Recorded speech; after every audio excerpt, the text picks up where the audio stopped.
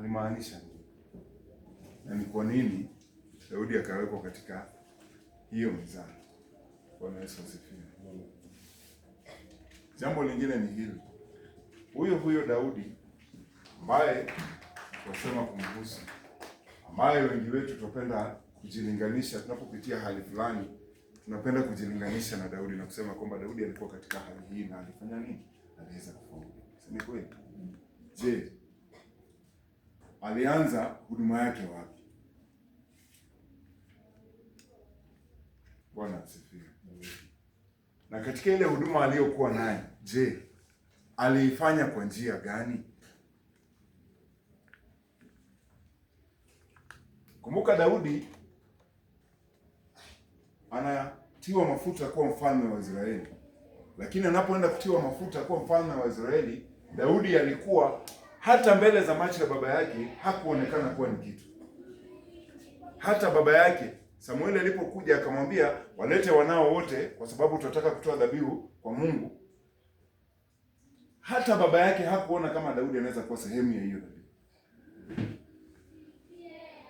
Bwana Yesu asifiwe. Nashangaa kusikia mafundisho ambayo pastor kidogo amefunza na akaguzia kwa juu na akaiacha.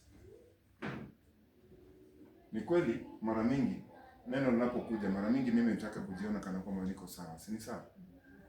Je, wakati ambapo mimi niko sawa, huyu ambaye ninamuona kuwa si sawa, naweza nikashiriki naye katika kutoa dhabihu? Nafaa kushiriki naye ile dhabihu? Lakini mbona sisi tushiriki dhabihu na wale ambao tuwaona kuwa hawafai? Ndani ya mioyo yetu tumechukizwa nao. Ndani ya mioyo yetu hatuwapendi. Ndani ya mioyo yetu tuwaona kana kwamba hawafai lolote. Bwana Yesu asifiwe. Daudi, baba yake Yese anapoitwa na Samueli, hakumuona Daudi kama anaweza akawa ni sehemu ya ile dhabihu ambayo Samueli, mfalme ama nabii wa Mungu, anaweza kaja kutoa katika mamlaka. Akajiona kwamba yeye ni wa chini sana. Jambo la kwanza, akajiona kana kwamba yeye hafai, na jambo la mwisho akamwona Daudi kama sasa hafai zaidi. Ndiposa alipowaleta wale watoto wake ambao aliwaona kuwa ndio wana, yeye aliona kana kwamba anatimiza mapenzi ya Mungu. Si ni sawa? Je, wewe wakati unapokuja katika madhabahu, moyo wako unawasilisha nini mbele za Mungu? Maombi yale ambayo unayaleta mbele za Mungu ni maombi ya aina gani? Je, wakati Roho wa Mungu atakaposhuka kwa ajili ya kuchunguza mioyo na viuno, maana hilo ndilo neno la Mungu, ya kwamba inasema ya kwamba mimi Mungu huchunguza mioyo na viuno. Si ni sawa? Wakati huyo Mungu atakaposhuka kwa ajili ya kuchunguza moyo wako na viuno vyako, atapata umeficha nini katika kiuno chako? Atapata umembeba nani katika kiuno chako? Ama moyo wako umejawa na huzuni ya nani? Ijapokuwa umekuja mbele za Mungu kujiwasilisha, na umekataa kumtoa ndani ya moyo wako, amekuwa sehemu ya mwili wako kiasi ya kwamba utembeapo uendapo unamfikiria tu yeye, jinsi ambavyo alikutenda jambo ambalo halikufaa. Kuna wazazi ambao wamewabeba watoto ndani ya mioyo yao kiasi ya kwamba anapomwona mtoto hamuoni kama ni mtu tena, anaona ni kana kwamba hapa Mungu hapa naye nilianguka mtihani. Lakini usisahau kuna mzazi ambaye ako mahali anamlilia Mungu mpaka siku hii ya leo ya kwamba Mungu, ingelikuwa ninakuabudu kwa neema tu, ninakusii ungenijalia tu kibali cha kupata baraka ya uzao wa tumbo langu. Kuna mzazi analia kilio cha hivi. Lakini wewe uliye nayo unaona kama wako huyo ni takataka, hafai. Sasa hii dunia mnataka tuishi na nani? Jambo moja ambalo lanishangaza na Daudi, ambalo ningependa kuuliza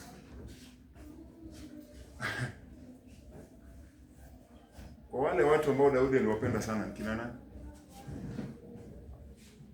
Aliwathamini sana, ni kina nani?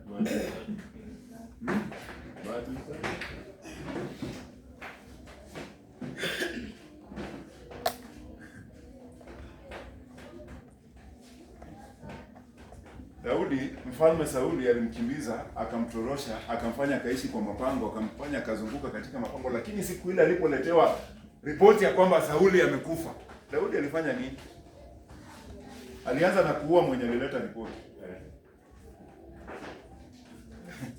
Alianza na kuangamiza mwenye. Wewe unakuja aje kuniambia ati wewe tu na hii akili yako timamu ulichukua panga ukakata? Ungeweza hata kuogopa mafuta wewe, ulimkata yeye. Aliita tu vijana, chukueni huyu mdili na yeye kwanza. Instantly huyu akakufa. Yeye alidhani amletea Daudi ripoti njema, si ni kweli? Lakini kile ambacho alijiletea ni kifo. Na baada ya Daudi kusikia kwamba Sauli amekufa, alikuwa na maombolezo makuu zaidi ndani ya moyo wake. Hekalu, yani palace yake nzima kulikuwa na maombolezo. Kwa sababu ya nani? Adui yake Sauli alikufa. Lakini wewe je, leo Mama Toni, ukasikia aliyekufitini amegongwa na pikipiki hapo hospitali.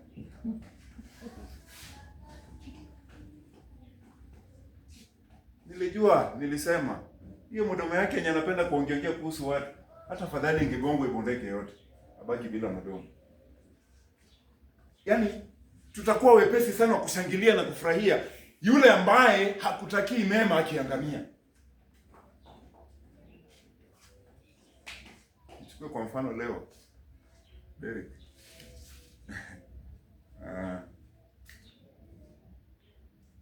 Umeenda kwa maombi na ukamwomba Mungu, si ndio? Kwa ajili ya yale ambayo anakumba maisha yako, si ni sawa? Roho Mungu anakufunulia na kwambia huyo Mark mwenye umekaa naye karibu ndiye alikwenda kwa mganga. Ndiye anakufunga. Omba tena tuendelee. Si Roho Mungu amekufunulia, ulitaka kujua Mungu hizi shida zinatoka wapi, si ni sawa? Roho Mungu akakuwa si mchoyo, akakwambia okay ni sawa, ulitaka kujua, si ni sawa? Mark rafiki yako huyu ambaye yuko naye karibu, yeye ndiye anayekufanya nini? Anayekuandama na ndiye anayekuendea kwa waganga kila kukicha na kukitua kwa kusudi la kutaka kuangamiza maisha yako. Sasa siendelee na maombi, tuombe namna gani sasa kwa ajili ya Mark? Negative.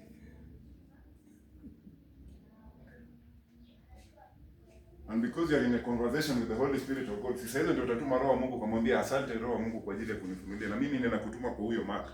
Ninaomba kabla jua likuje asubuhi, uko umemchapa na radi imekufa, ndiye ajue hata wewe Mungu huko. Si ni sawa? Daudi hakuwahi omba ombi la aina hiyo kwa adui zake. Na ninashangaa ni kwa nini, ili hali alijua ako na maadui. Lakini hakuwahi omba hilo kwa ajili ya maadui zake. Baada haya yote kutendeka, kukakuja Absalomu ambaye ni uzao wa tumbo la Daudi.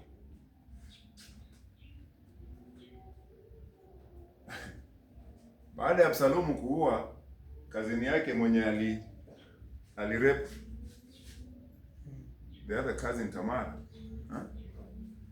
si Absalom ndiye alimuua. Na after kumuua alitoroka akakaa mbali na nani? Na Daudi. For almost 2 years akiwa mbali, akiwa far from.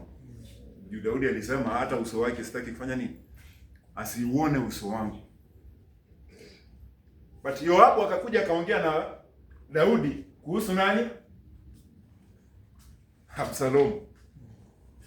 Yoabu akamuongelesha kwa sababu Yoabu ndiye alikuwa mmoja kati ya majemadari wa vita wa nani? Wa Daudi. Alipomuongelesha Daudi, Daudi akamsikia, akamwambia ni sawa, mwambie kijana arejee. Aliporejea akakaa bado lakini mbali na nani? Na Daudi. After some time ilimbidi Absalomu kumshurutisha Yoabu aweze kufanya nini? Kumruhusu aende kuona nani? Baba yake. Unajua mbinu yenye Absalomu alitumia?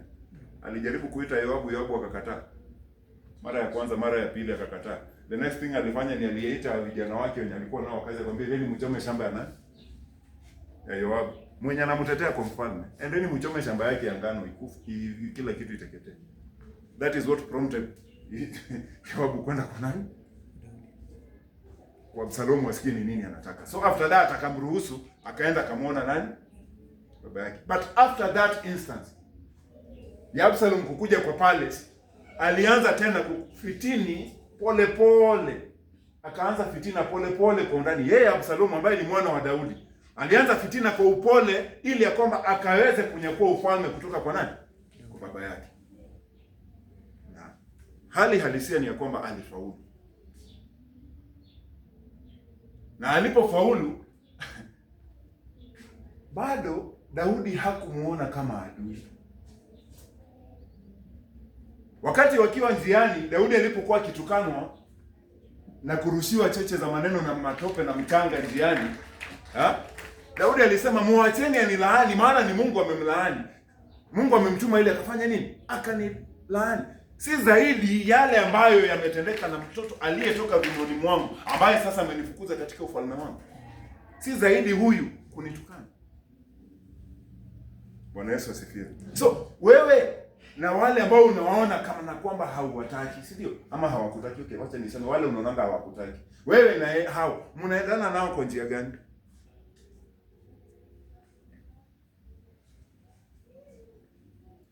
Hapa kuna Daudi ambaye yeye yuwaona kila kitu ambacho kinamtendekea. Yuwajua wale wote ambao ni marafiki na wale wote ambao ni maadui. Hata huyo Yoabu ambaye alikuwa pamoja na yeye katika huu ufalme, ambaye alikuwa jemedari wake wa vita. Si ati ya kwamba Daudi hakujua weaknesses zake. Ndio maana mara mingi alikuwa anawauliza, "Nina nini na nyinyi wana wa Seruya?" Because they were two brothers.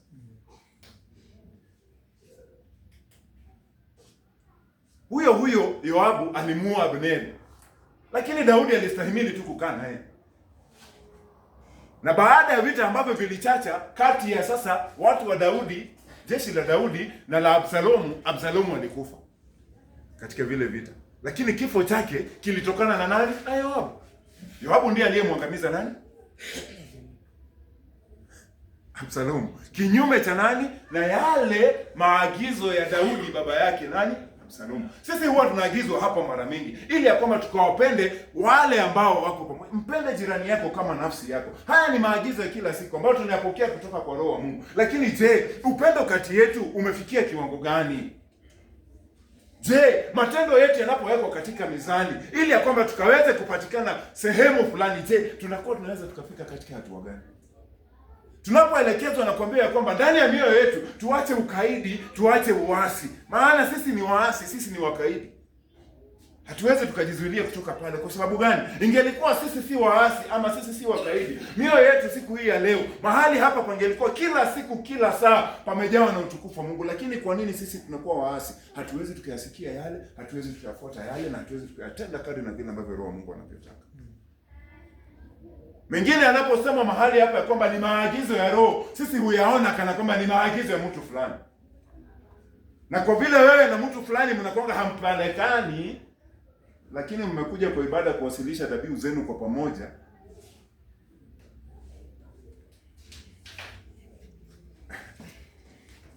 hayo maagizo utayatupilia mbali. Hayo mahusia utayaona kana kwamba ni ya mtu fulani. Baada ya kifo cha Absalomu, Daudi aliomboleza na Israeli nzima iliomboleza. Lakini huyu Yoabu anaenda kwa Daudi, anamwambia, wewe, ninaona kumbe ungefurahi kama sisi wote tungekufa na Absalomu ameishi. Haya ambayo umeyatenda leo ni kudhihirisha tu vile ambavyo hautupendi sisi wana wa Israeli. Unajua Yoabu alimlazimisha Daudi kutoka kwa pale saongee na watu. Si ati Daudi alitaka.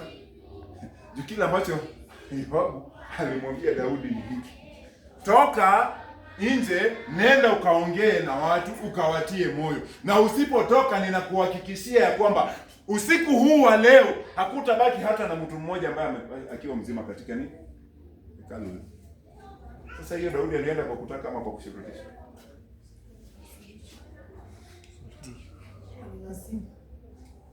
Because umewekewa, it is between you being alive and so anaamua wacha kwa ajili ya amani, acha nitoke. Daudi akatoka na akaongea na watu, lakini sio kwa sababu alitaka.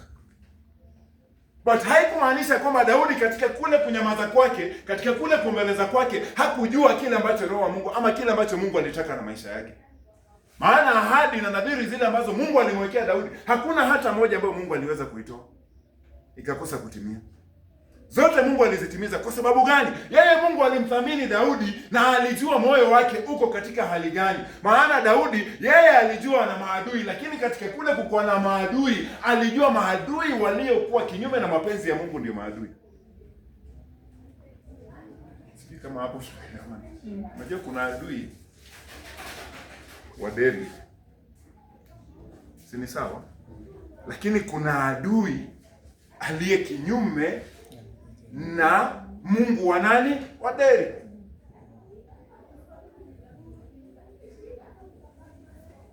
Hii inaweza kuwa sayansi. Derek anamwabudu Mungu, si ni sawa? Na Mungu anayemwabudu amemdhamini na ameweka na yeye nadhiri. Na kila kitu ambacho Derek anafanya, anakifanya kwa ajili ya nani? Ya Mungu. Na anamuona huyo Mungu katika yote na ndani ya yote ambayo yako maishani mwake, si ni sawa? So, Derek anajua kwamba katika safari hii nina wale ambao hawanipendi naturally, si ni sawa? Lakini kuna wale ambao wanaabudu miungu mingine ambao wako kinyume cha ufalme huu wa Mungu ninayemwabudu. Hao ndio wale ambao Daudi aliwathamini kama maadui.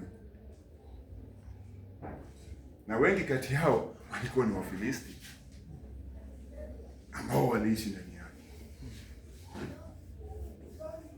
Na katika hao Daudi alipokuwa akitoka kwenda vita, mara mingi hakutoka kwenda vile vita katika hali ya asilia, hali ya ukawaida. Alikuwa akijinyenyekeza mbele za Mungu mara mingi kabla hajaenda vitani, kumwambia Mungu, je, nitoke sasa niende katika vita hivi? Swali la kwanza.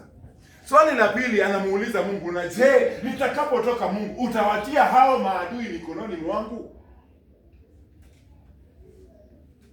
Two questions zenye sisi hatuwezi tukajiuliza katika maisha tunayoishi. Inda nikiamua nataka leo kukosana na Mama Sara, nakosana tunaye kwa sababu Mama Kalwali. Basi tunang'ang'ana hapa tukisema kwamba tunamwabudu Mungu mmoja. Je, mbona kati yetu kukuwe na uadui, ilhali maadui wa kule nje wanangoja tu kuona kila ambacho kiko dhaifu kati yetu waweze kukitumia kutuangamiza? Kumbuka huyo Daudi alipokuwa jangwani, Sauli alipoinuka na kwenda vita dhidi ya Wafilisti, siku ile ambayo ilikuwa imeandikwa ya Sauli kufa, Daudi si alikuwa kwa jeshi la Wafilisti? Kwa sababu alikuwa ameweka agano na mfalme aliyemkaribisha kati ya wafalme wa Filisti, na akasema nitaenda vita pamoja na wewe, na kadri ambavyo wewe utakavyokuwa ndivyo nitakavyokuwa, nitapigana kwa ajili yako. Lakini Daudi anaenda kupigana na nani? Na Sauli na Israeli. Uamuzi wa moyo wake ambao haukuwa mapenzi ya Mungu. Lakini mapenzi ya Mungu yaliposhuka, alileta mafarakano kati ya wafalme, na akaambiwa, wewe Daudi, rudi bwana. Huyu jamaa anaweza akafika huko atugeuke. Huyu mtu mwenye ameshinda na Sauli, mwenye waliimba ati ameua 10,000 na Sauli ameua 1000. Huyu anaweza penduka, tukifika huko aanze kutuchinja na sisi. Hapana, huyo acha arudi. But wewe je, katika hivi vita ambavyo uko navyo ndani ya moyo wako, na hawa watu ambao umewabeba kama wale ambao unafaa kupigana nao, je, ni mapenzi ya Mungu ya kwamba uwe katika hivyo vita?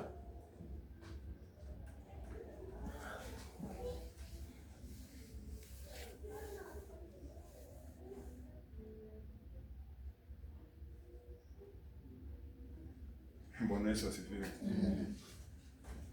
Samahani kwa sababu pengine sitasoma Biblia, lakini kama tutakuwa unashika yale ambayo ninasema, naomba Mungu awe pamoja nasi ili kwamba tukaende katika safari moja. Bwana Yesu asifiwe. Haya ni maisha ambayo tunayaishi leo hii ya asilia.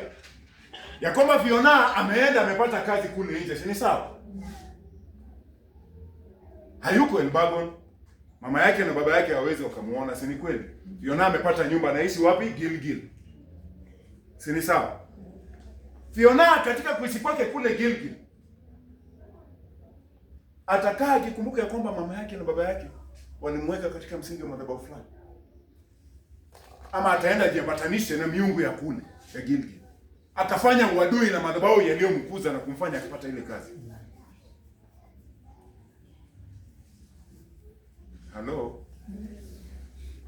Je, wewe waweza kukaa peke yako kwa kiwango gani ukaweza kustahimili kuyaona makusudio ya Mungu hata ijapokuwa falme zinabingirishwa, falme zinatetemesha maisha yako ili ya kwamba ukaweze kuabudu miungu yao? Je, wewe waweza ukastahimili kwa kiwango gani na kusema kwamba hata lije mvua, hata ije jua, ninamjua Mungu aliyenitoa katika upofu, ambaye amenifanya leo hii nina macho, ninaweza nikaona. Huyo Mungu ndiye nitakaye mwabudu. Haijalishi miungu ambayo nimeipata mahali hapa ni aina gani.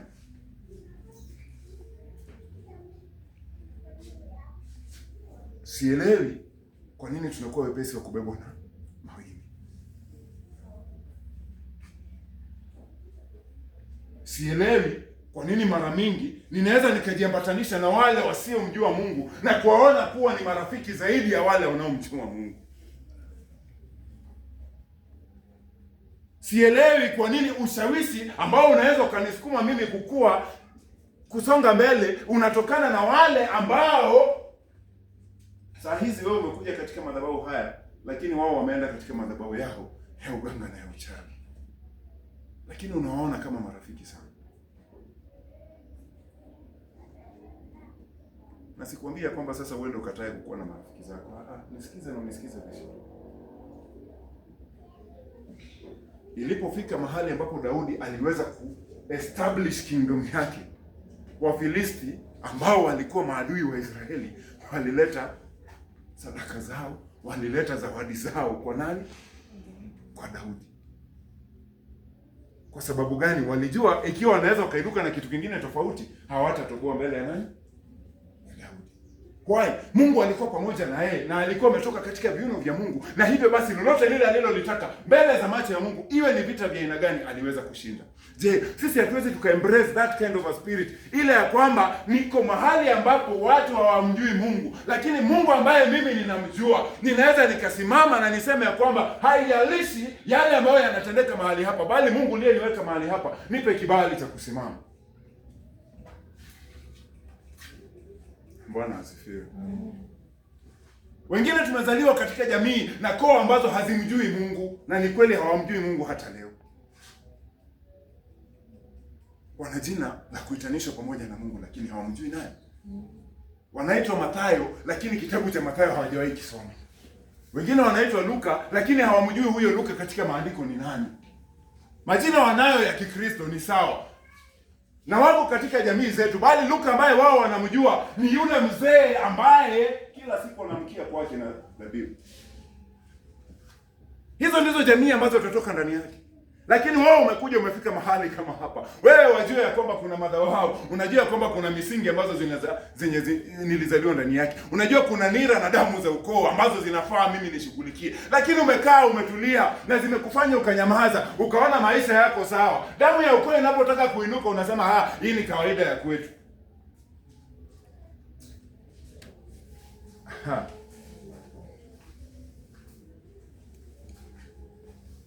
Ni kawaida ya kwetu sisi kukasirika.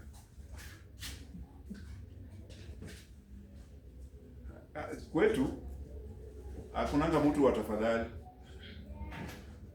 Vitu ya tafadhali kwetu hiyo ni kawaida kwetu. Sisi hatupembeleza nangi.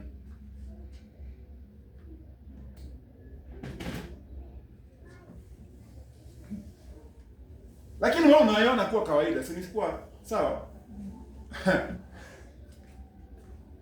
Namshukuru Mungu kwa ajili ya mtumishi, kwa sababu mara mingi Mungu amemjalia tu neema ya kuweza kujua yale ambayo wewe huwezi kuyaona kwa macho ya asili. Bwana asifiwe. Na ombi langu mara mingi ni kwamba Mungu akamuinue mahali yako hajafika mahali Mungu anafaa. Hajafika mahali Mungu anataka hawe.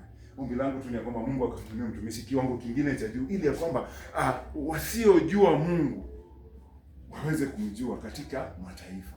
Amen. Bwana Yesu asifiwe. Unajua hapa tumekaa na mtumishi, tunaona mtumishi kama mtu wa kawaida. Na the worst thing is that mtu atakuja kwako na fitina kuhusu mtumishi na utakaa naye chini msikizane. Shetani huyu mwenye unaabudu ni gani?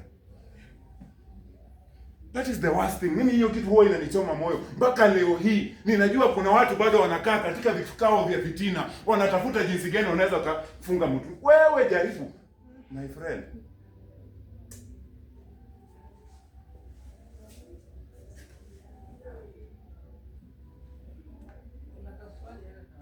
Ngoja kwanza.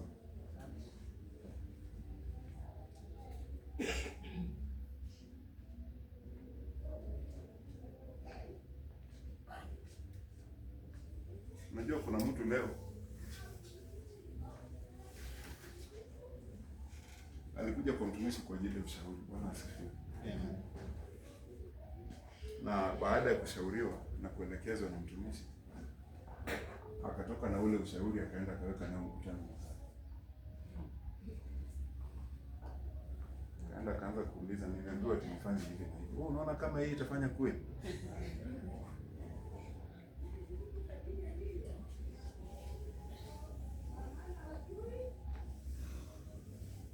My question to you is this. Swali ambalo naweza nikakuuliza ni hili. Ni rahisi sana. Umeenda mtoni kuchota maji, si ni sawa? Maji yanatoka mlimani, si ni kweli?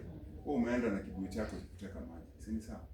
Au umepata mwingine yako na kibuyu ambacho kimetoboka, amekuja pia kuteka maji, si ni sawa? Wewe pia utatoboa yako ili mkuwe sawa na hiyo. Lakini mbona hivyo ndio ambavyo tuko mara mingi? Mbona sisi mara mingi tunaharibu vile vyetu vya thamani ili kwamba tuweze kujiambatanisha na miungu ingine ya kigeni? Madhuri swali lako. Ongeza sauti kidogo. Watatu waine. Lakini sasa tayari kuna kitu ambacho tumesema tufanye. Na tufanye. Kama vile kama si Mungu atusaidie. Tutende bila nataka tutende. Na Mungu anasema kwamba asaidie kiaje.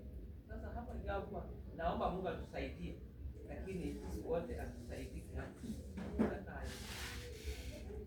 Sijaelewa sasa. Tuko watatu. Wewe, Mama Kalua na Mama Manu. Sasa hapo na kila ambacho tunataka tusaidike na tukaambiwa tufanye hiyo. Kutoka wapi mnasaidika na nani? Neno tu. Mmepokea neno kama saizi vile kama tumeambiwa kwamba tusifanye hivi. Na tunataka tufanye. Lakini pengine mmoja wetu hajafanya. Na anaenda kusema kwamba Mungu atusaidie tuwe tukisikia ya roho. Nimeomba msamaha kwa sisi wote kwamba Mungu atusaidie. Niko sawa. Wewe umeomba msamaha kwa ajili ya hao wengine. Uko sawa. Inategemea na toba ambayo unajua madhe. Kuna ukaidi ambao hauhitaji kubembeleza. Unajua hii sijui toba tunaichukulia kwa njia gani.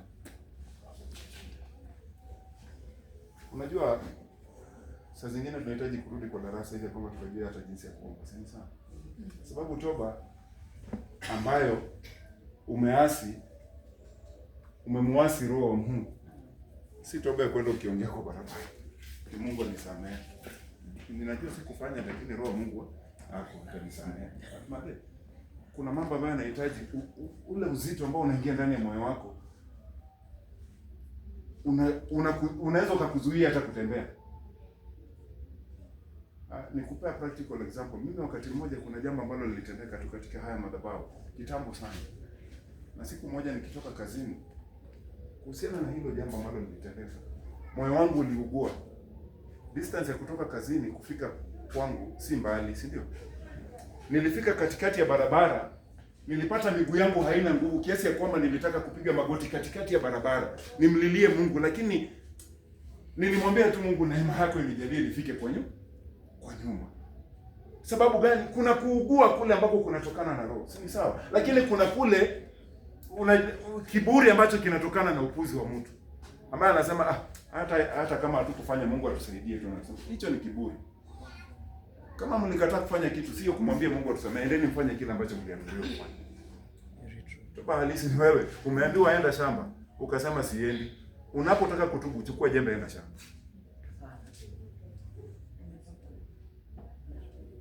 Chukua tu jembe enda shamba, wachana na vituko. Bwana Yesu asifiwe. So wapendwa, jambo ambalo mimi moyo wangu unalia ni ya kwamba hata lini tutaendelea na roho hii ya uasi? Hata lini tutaendelea kuwa wakaidi? Hata lini tutabaki kuwa watoto jinsi ambavyo Paulo alituelekeza hapa katika kitabu cha Wakorintho?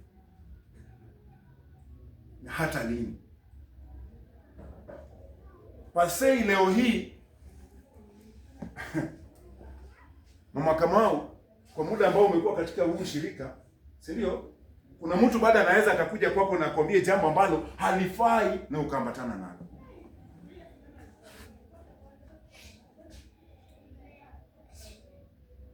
Na huyu ambaye anakuja kukwambia haya maneno amejiunga na ushirika juzi. wewe uko na history ya Israeli.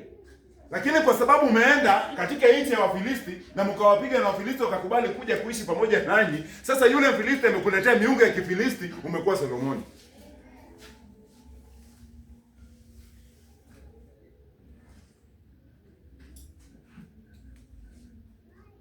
Ikiwa leo hii mtu atakuja kuniambia kwamba pastor ni mbaya, na nikubaliana naye pastor ni mbaya, ni pastor mbaya ama mimi ndio mjinga? Oh, na mnajua kumbe ninyi mmejibu. Unajua, I thought somebody else is going to answer this question. Kumbe imejibiwa hapa ndani.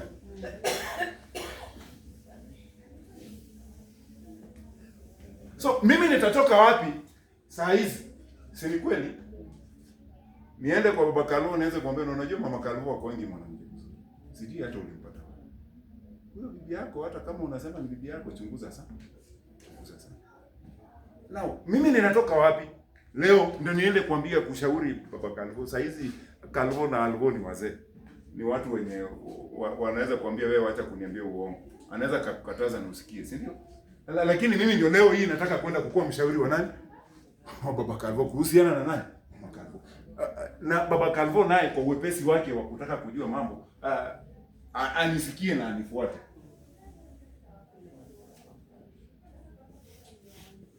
Ni nini kinafanyika hapo?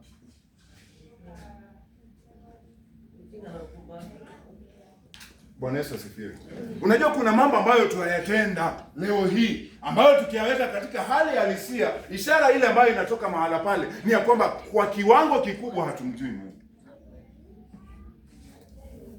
Kwa kiwango kikubwa hatumjui Mungu. Tuna neno la kumjua Mungu, lakini ndani yetu tunakaa na nguvu zake. Okay, niulize swali moja kabisa. Wangapi wetu huwa tunaomba? Wangapi huwa tunaomba? Wangapi huwa tunaomba? Acha niangalie huko. Hapa nimepata 1.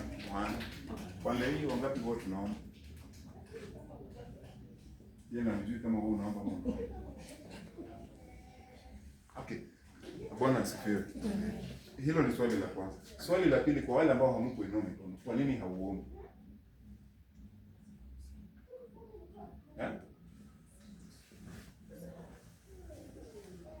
Mama kama ameniambia hakuelewa swali la kwanza. Narudia tena. Swali la kwanza ni je, wangapi huwa tunaomba? Wangapi wetu huwa tunaomba? Mikono imeongezeka. Haya, wenye hamjainua mikono, swali ambalo nataka kuuliza ni hili. Je, mbona hauombi?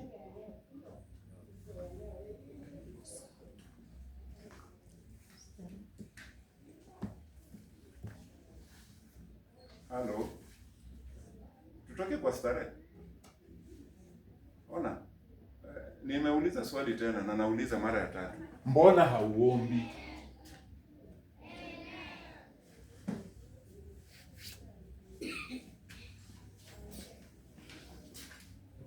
Mzazi yako, si? Wenye atuombi pande hiyo wazazi wako, si?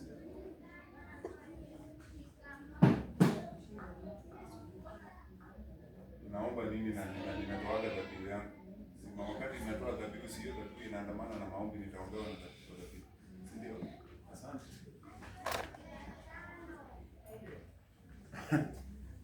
Mimi nataka nikuulize tena, natakuuliza tena mara nyingine. Je, ndani ya moyo wako jiite mkutano ujiulize. Na je, kwa nini kitambo Mungu nilikuwa ninaomba na leo siombi?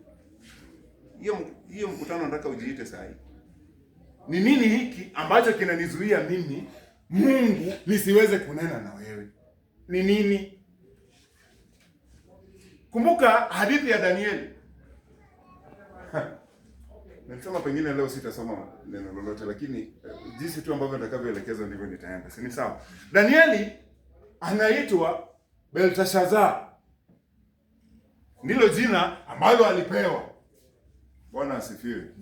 Na akiwa pamoja na Shadrach, Meshach na Abednego waliitwa vijana wa Kiebrania katika nchi ya Wafilisti. Bwana Yesu asifiwe. Walipofika mahala pale wakapata ya kwamba imefika masaa na muda ambao sasa wao vijana wa Kiebrania wanafaa watengwe na ule ufalme, ili ya kwamba kwa ajili ya nguvu zile ambazo walikuwa nazo wakaweze kutumika kwa kazi zingine za kiungu, sio za kiungu. Mungu ule waliyemjua, si sawa? Mungu ambaye wanamwabudu, wakaweze kutumika kwa kazi za miungu ya ile nchi ambayo iliwateka, ambao walikuwa mateka wa nchi ile, si ni kweli? Ilipofika kiwango kile, mfalme akasema ya kwamba ninataka hao vijana wa Kiebrania watengwe kando na waweza wakalishwa chakula kinachotoka katika meza ya nani? Ya mfalme. Jambo la kwanza, wapawe divai inayotoka kwa meza ya nani? Ya mfalme, ili ya kwamba wakaweza kuongeza misuli na wakawa watu wenye afya, si ni sawa? Wale Waibrania wengine ambao hawaombi kama wewe walikubali hali. Wale Waibrania ambao hawapendi maombi kama wewe walikubaliana na hali na wakasema chakula cha kifalme, haleluya, tumepona. Na ndio tulikuwa mateka. Lakini Shadraka, Meshaki na Abednego pamoja na nani? Danieli, wakiwa wanne, walienda wakamwambia mkuu aliyepewa mamlaka juu yao ya kwamba sisi hatutojitia najisi kwa chakula cha nini? Cha kifalme. Hicho chakula unachokisifu, tunakuomba utupe, ufanye na sisi practical. For the next 10 days, tupe mboga na vyakula vichafu. Vile kitu vile mboga mboya, ile yenye hatupendi, managu, madharu. Tupe hizo sisi tule. Sawa? Na uangalie afya yetu baada ya siku ngapi? 10. Ukipata kama hizo umepungua ama hatuko sawa, tutakula hicho chakula cha kifalme. Why and how waliwezaje kufikia kiwango cha kumwambia yule mkuu kitu kama kile?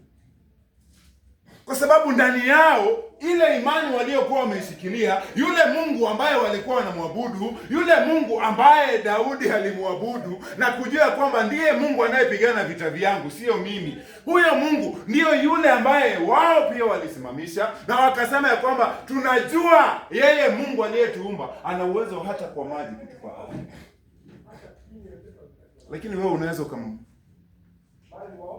kumwamini Mungu wako kwa jambo gani? Bwana asifiwe. Wenye tulipewa kofia za green jana, Bwana asifiwe. Jua hatuko. Jua hapo hatuko, si ni sawa? Wenye tulitoka nje kupiga firimbi jana, hapo hatuko, na vuvuzela hapo hawakuwa. Bwana asifiwe. Lakini kumbuka Belteshazzar ambaye ni Danieli alipofikia kile kiwango, baada ya siku 10 yule mkuu wa gereza alipokuja kuangalia, alipata wana afya kushinda wale wanaokula chakula cha kifalme. Bwana Yesu asifiwe. Amen. Na kutokana na hilo, Shadraka, Meshaki na Abednego wakiwa watatu waliweza kustahimili tanuri la moto, kwa sababu hawakukubaliana na miungu ya mahala ambapo walienda. Madhabahu ya mfalme yale hayangeweza wanajisi na ule moto haungeweza kuwameza. Kwa sababu gani? Walisimama na Mungu ambaye ana uwezo wa kuokoa hata kwa tanuri na moto. Na wale maaskari ambao walichochea moto wake wakaiweka mara 7, hao maaskari kwa sababu wako katika yale madhabahu walifanya nini? Waliungua wakiwa nje, sio ndani ya tanuri. Lakini baada ya si walirusha kina hao wakaungua, wenye walirushwa madhabahu ambayo walikuwa wanayaabudia ilisimama kwa zingira na kuwapigania na kuwatetea. Lakini je, wewe saa hii Mama Sara, sasa saa hii umerudi kwenye sana ama ugeni mahali penye utachagua kurudi, kupe siku ngapi? Tukikuja kukuona tukupata unakanya ugenya original.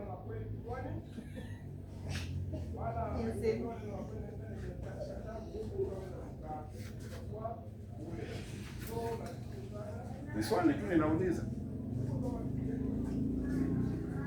Beli. Hadi saa hii umetoka mahali hapo umerudi kwa shosho, si ndio? Tukupe siku ngapi Derek tupate unakaa kama watu wa huko?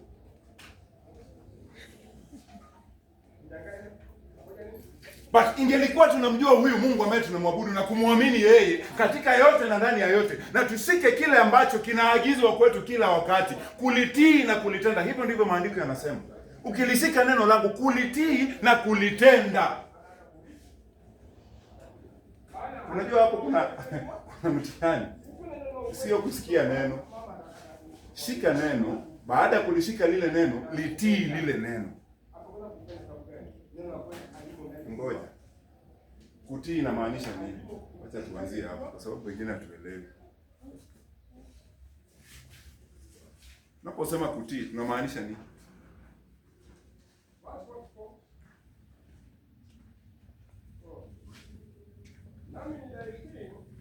Halo? Mama Manu, unisaidie kutii ni nini? Saizi uko na Manu na uko na hizo, si sawa? Unawaambianga wafanye kitu. Enda chota maji. Unatarajia enda afanye nini? Achote nini? Na ukimwambia enda chota maji, alafu badala ya kuchota maji aenda kurudi na mtungi umejaa mchanga.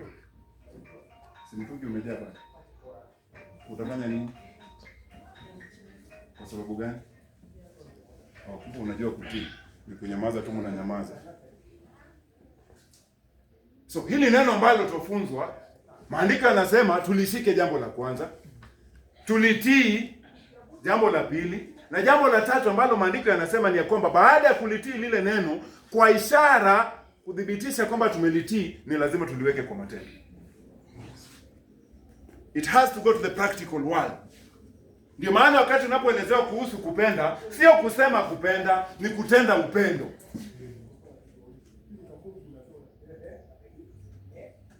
Tunapatana?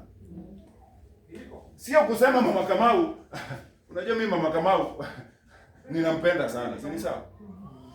Nikikutana na Pastor Joyce naambia Mama Kamau ananga jaketi nyingine. Lakini ninampenda nani? Kwa mdomo ninafanya nini? Lakini matendo yangu je, yanapowekwa katika mizani ninampenda? So tofauti yangu na mchawi ni gani?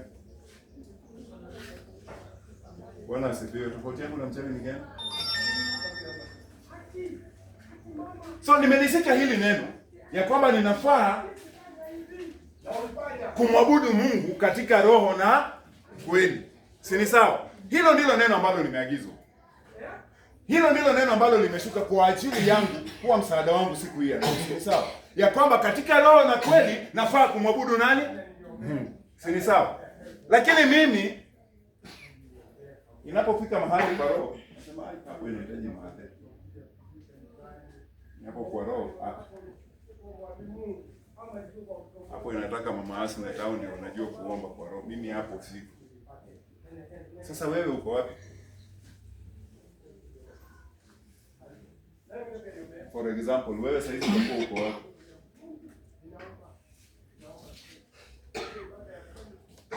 Nashukuru kwa sababu tuko na lab technician kwa haya madhabahu. Si sawa? Unajua hakuna kitu mbaya kama lab technician. Hii kitu mnaona inaitwa lab, watu wanaionanga kwa kitu rahisi sana. Si sawa? Ati wewe unaenda unatolewa damu, alafu anaweka kitu inakwambia kama uko na malaria ama au. Enda jaribu kuweka reagent yenye ni tofauti kwa hiyo damu. Niambie kama result itatoka. Siona sasa zile uko na watoto kwa darasa, si sawa? Mungu kwa subject ya titration, si sawa? Ame mix hydrogen peroxide mahali penye haifai. Lab itabaki ama itaungua? Sasa hapa ni watu wangapi wameungua? Because practically wewe umefunzwa kwa ajili ya hili, si sawa? Umepewa haya maelekezo kayafuate. Lakini wewe ukienda kwa practical world, umeenda umechanganya na vitu vya kile ambacho uliagizwa kufanya umeliacha. Lakini kile ambacho hukuagizwa kukifanya, hicho ndicho unakiona kuwa cha thamani, si sawa? Wale wenye tunatupanga takataka mahali penye imeandikwa usitupe takataka hapa, si sisi? Umeagizwa hapana, hapa mahali hapafai kutupwa takataka na imeandikwa kibao, si sawa? Lakini wewe ni nani? Ukipita hapo jioni unajifanya huko safari na karia bagi yako na umeenda. Hata usimami. The same place mahali kuna kibao usifanye hivi, hivyo ndivyo wewe pia unafanya. Maandiko yanasema ya kwamba ombeni bila shukuruni kwa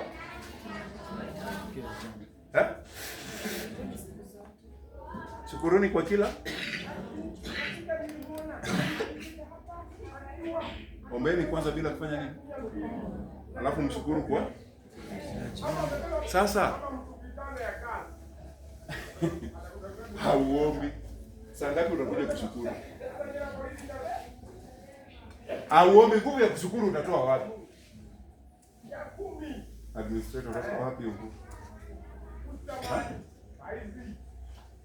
So kwa sababu wewe hauombi kila siku, nungunika kila wakati. Na hapo ndio mahali tuko na tunafurahia kukaa. Manunguniko kila wakati. Kitu kikisemekana wewe jambo la kwanza utasema ni kunungunika. Na sasa hizi vile ninaona hapa mbele kuna msururu wa mambo ambayo yanafaa kufanyika. Ninajua ninacheka, ninafurahi, ninaambia Mungu asante kwa sababu umeyaleta kwa mwezi ambao unafaa. Hakuna kulala, hakuna kupumzika.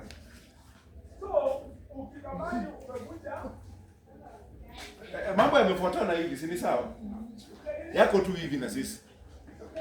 Itabidi sasa zile safari tulikuwa unasemanga ati mara moja kwa wiki. Sasa sasa hivi naona zikiwa 3 kwa wiki. Na ni Mungu tu.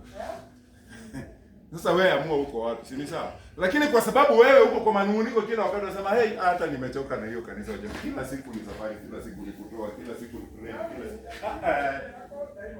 Usinungunike. Naomba ukae na moyo ulio mkuu. Omba bila kukoma na ushukuru kwa kila jambo, maana Mungu ndiye ameyafanya. Yafanya nini?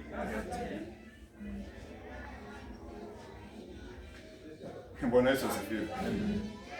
Wapendwa, hali zile ambazo tunaishi ndani yake, yale mambo ambayo sisi tunayapitia, yale mambo ambayo sisi tumeyathamini zaidi ya vile ambavyo Mungu alituthamini, hayo ndiyo yanatuzuia sisi kuweza kushuhudia ukuu wa Mungu. Ingelikuwa vyema ikiwa sisi ambao Mungu ametujalia tu hii neema ya kuweza kuwa katika madhabahu haya siku hii ya leo, tungeweza kujinyenyekesha mbele za Mungu kila wakati na kumjua yeye Mungu tunayemwabudu, ya kwamba yeye ndiye Alfa tena ndiye Omega, ya kwamba yeye ndiye mwanzo wa jambo ambalo unaliona kuwa gumu, tena yeye ndiye atakayekuwa mwisho wa hilo jambo kuliletea suluhisho. Amen. Lakini sisi mara mingi tunaona kana kwamba ni mizigo ambayo tunalimbikiziwa. Na dakika ya mwisho ndipo sasa mtu atakapokuja kwako administrator anaanza kukwambia, unajua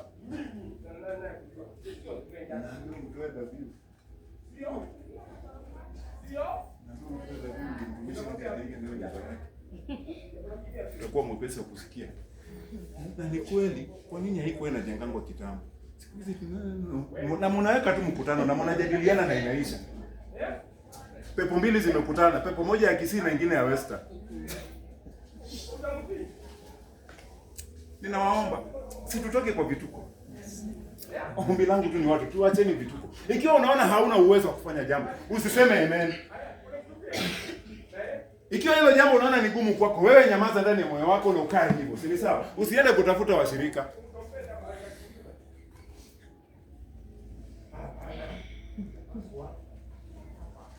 Haya. Mwisho unacheka na watu wanaunda ushirika zao.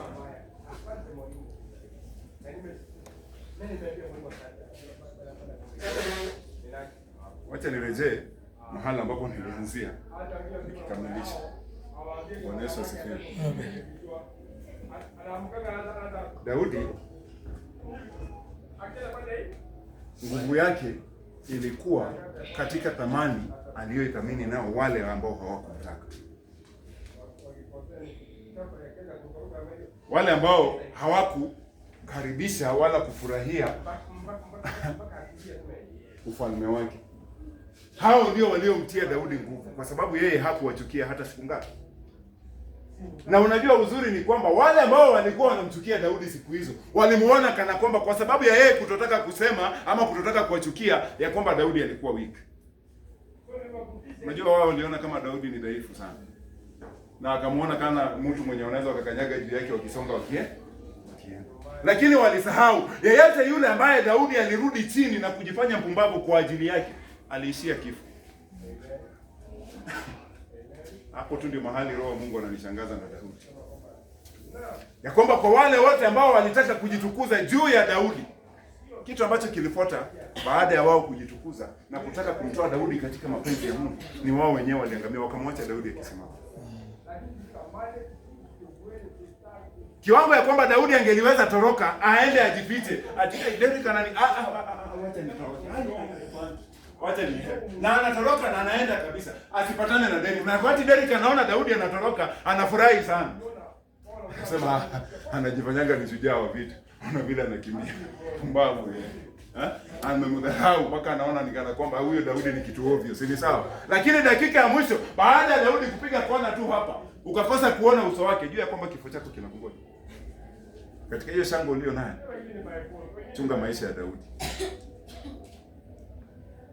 Bwana Yesu asifiwe. Najua pengine yale ambayo unayasema pengine leo pengine ni anakaa kombo sana, si sawa?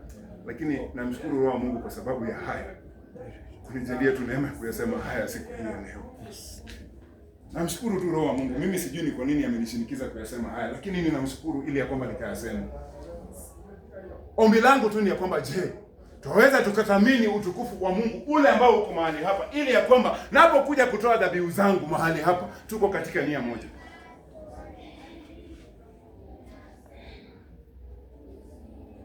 Madhe, usifanye mahali hapa kuwa najisi kwa unajisi wako.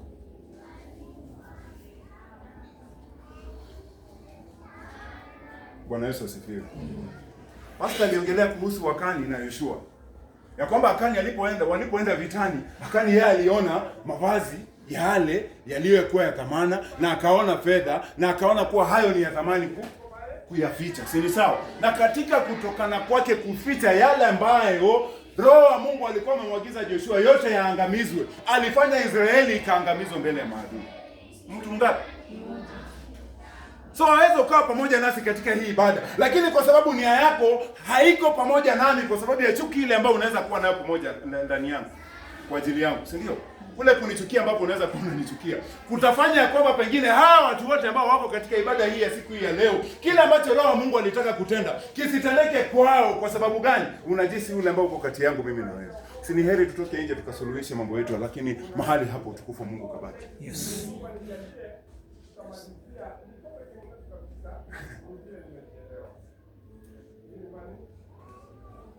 Ajabu ni kwamba mengine yako hata katika nyumba zetu. Sasa hizi Pastor Joyce ako mahali hapa, lakini makwaruzano yale ambayo ametoka nayo kwake yatazuia mapenzi ya Mungu kutendeka mahali hapa.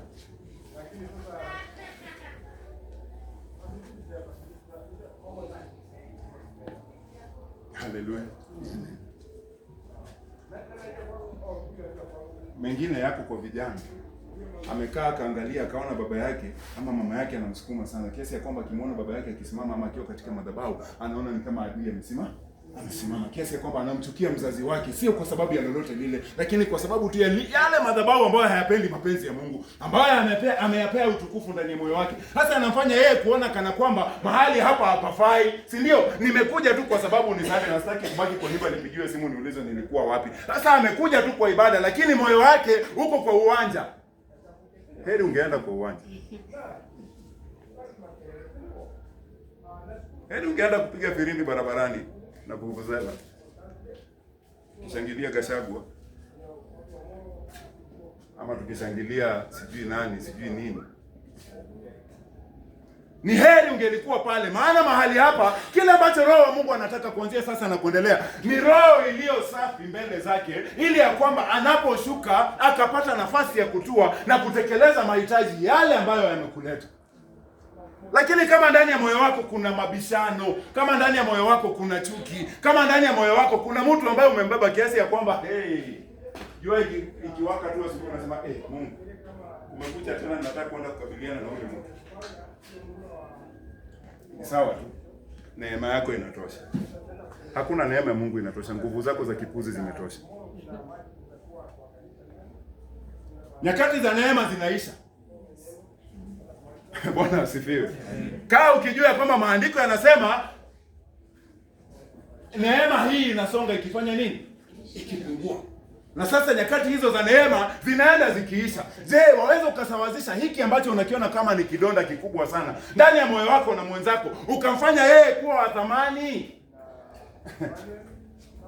Bwana Yesu asifiwe.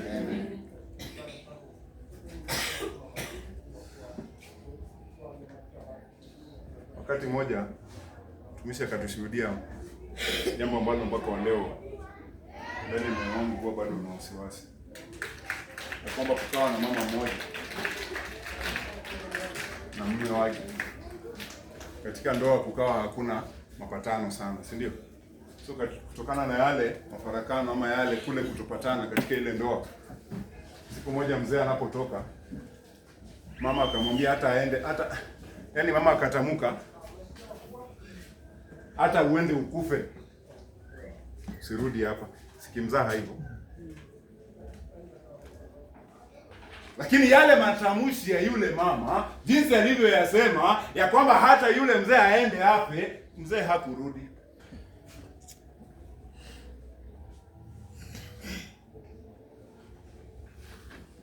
Hakurudi. Sasa hapo ni Mungu amemchukua.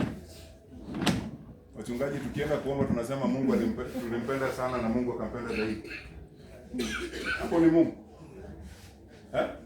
Hapo bado ni Mungu.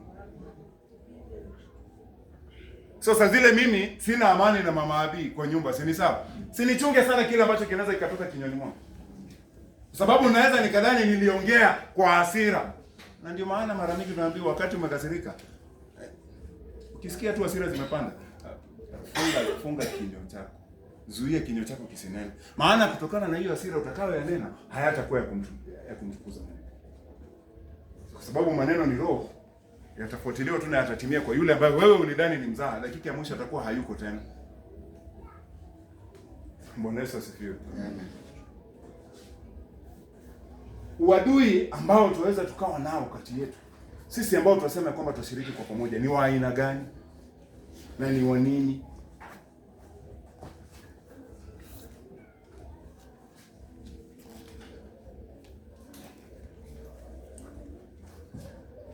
Kwa nini mimi katika hekima yangu na uweza wangu na ujuzi wangu nikae nikimwangalia ndugu yangu ambaye ni kama adui? Anapomwona akikuja ninaona adui ndio yule amekuja amekaa chini. Ni Mungu yupi ambaye nitamwabudu wakati huu?